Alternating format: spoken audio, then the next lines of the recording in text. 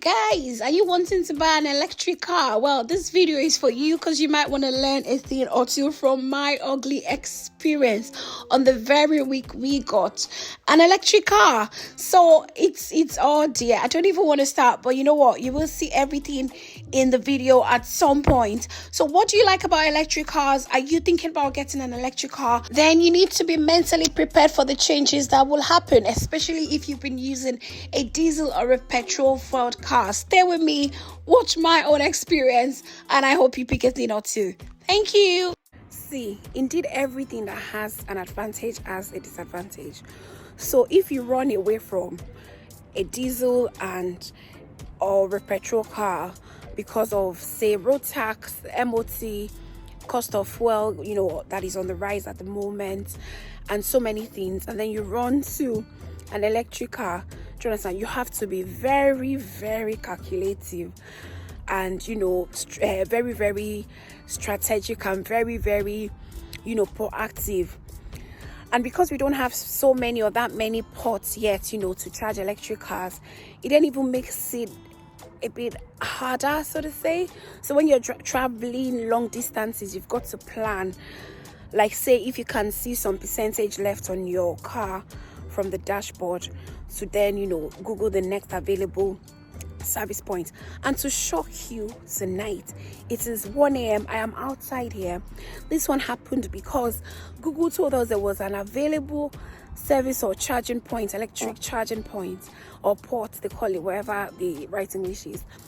And husbandman got there, it wasn't active or whatever happened to it, and then he had to redirect. Of course, he had wasted charge to that place, and then he had to redirect. To cut it all short, the battery went off. It's just like a battery of a phone or a laptop or whatever, that uses battery. The moment the battery is off, it is off. There's nothing you can do. I mean, if I'm using this phone, now the way I'm using this phone, if the battery goes off, I just drop it. I mean, what can I do?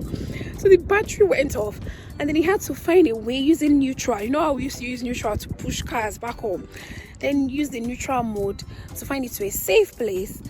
But then I will show you how the car got sold from the safe place to this electric charging points that we are now. Right, I hope I still have your attention, guys. So I'll tell you what happened prior to this point. What happened was we then rang insurance to say, okay, the car is parked here. What can we do? Where is your insurance document? Of course, they're at home. Am I supposed to carry insurance document everywhere I go to? So where is this? Where is that? So we just could tell them verbally if there was a way to get home. We can get you the insurance details, but we don't have them here for whatever reason. Anyway, they went gonna help much, blah blah de blah. So summary was we then had to ring RAC cover, that's rack cover, and those ones said because we're not normally with them, because this, because that, they would charge us £199 just to get this man that you're looking at moving this car to tow the car from this point to any charging points within 10 miles radius, to where this car is. We said, okay, what can we do? I mean, at 1 o'clock, what do you want to do? We thought, okay, come on then. So they came, and the guy, put some wires or strong rope around the tires at the front, and then he has something in his hand, and then he, was pulling the string closer to the lorry, and then he pulled the thingy on top of it. And at this point, I was so pissed, I was so tired, I was a bit sleepy, and I thought, okay, this is how it works, where if you do not charge your car, you do not find a point to charge your car, this happens to you. This is a total faff. Like, it shouldn't have to happen. Anyway, this happened eventually to our story of our lives. Just to mention that, of course, the car told us it was low. Of course, it told us the nearest place to charge it, but the nearest place had problems where they had blocked the road. Whilst I was coming with my own car, we saw a tree fall down, so they narrowed the 3 lanes to 1. And when he was then coming, they had closed the road up totally. He then had to reroute because he could not get to where the charging port was. He then had to use Google to ask for the next charging port, and then the disappointment occurred. The next charging point, anyway, that this lorry took us to was a Tesco, a shopping mall with this 2 or 3 charging points.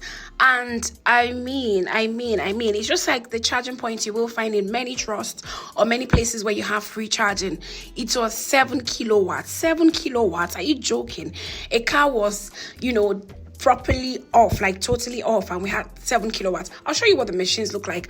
So this is what one of the machines look like. This one is the provider of this one is called PodPoint. So and just showing you around what happens. We didn't realize for 7 kilowatts at that point. We just wanted charge in the car.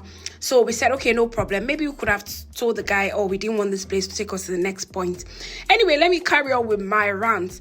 We picked the hose, we attached the car, and then we left the car for good. I'm trying to remember, and I must have left the car for good hour. And all we had on the car was 2%. Oh my God. I'll just let you watch as we go on, So you had to pay, of course, you download the app.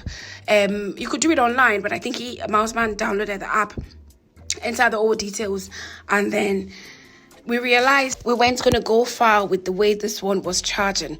So at that point, of course, the lorry guy or whatever they call them, rescue guy had gone, and we're just there. And with 2%, I'll tell you where we then went to.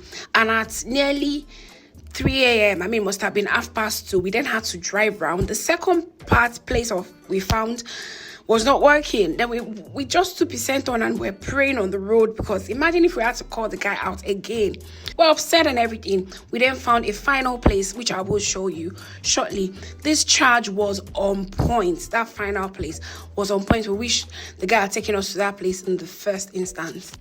Right, so this one had the charge demo 50 kilowatt option, as well as the CCS 50 kilowatt option as well.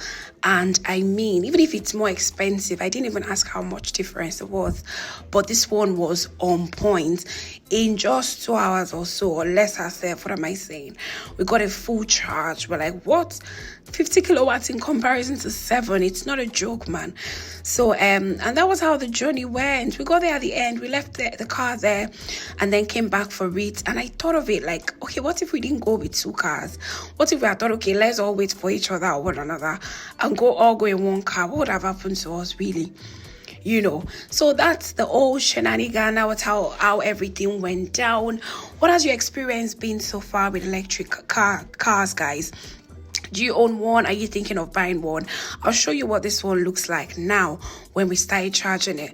So it's, in just less than 5 minutes, I'm not exaggerating, we had 4% already, which could take us up to 9 miles, and we just had 2 hours and 3 minutes left to fill up the car, as against that one that had 13 whole hours to fill the car up. And it's just made me wonder so much, if it was a diesel fueled car, the worst you buy maybe £70 to fill the car to take it from, say, Newcastle to Scotland.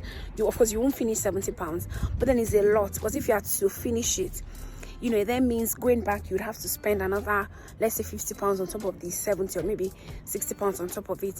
It then means altogether you'll be spending £120 on fuel only.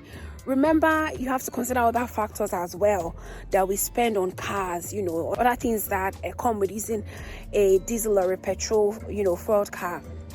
Now, speaking of electric, all you just need is probably to charge it, and sometimes full charge is just £4, £5. Sometimes you find some free spots to charge and all of that. So what am I saying? At the end of the day, this has happened and it's been a bit dramatic, it's been a bit stressful. It is 1 o'clock, we're still outside, the party has finished. This is still my makeup and hair from the party. We're tired, we're cold, but thank God there is a second car, so the one I brought. So we're then having to, it's been all over the place. So what's your take? Is it, are electric cars really worth it? Are we ready for electric cars yet? Do we need more charging ports or points before we can then go full-blown electric? I know all of these things will be put in place, of course, but for those that are buying electric cars already, what is your take as to the challenges we face using electric cars? I will review the car, like a few review of this electric car at some point, but for now I just want to rant and talk about the perk that is not palatable. Will you please let me know your thoughts in the comment section. Thanks for watching.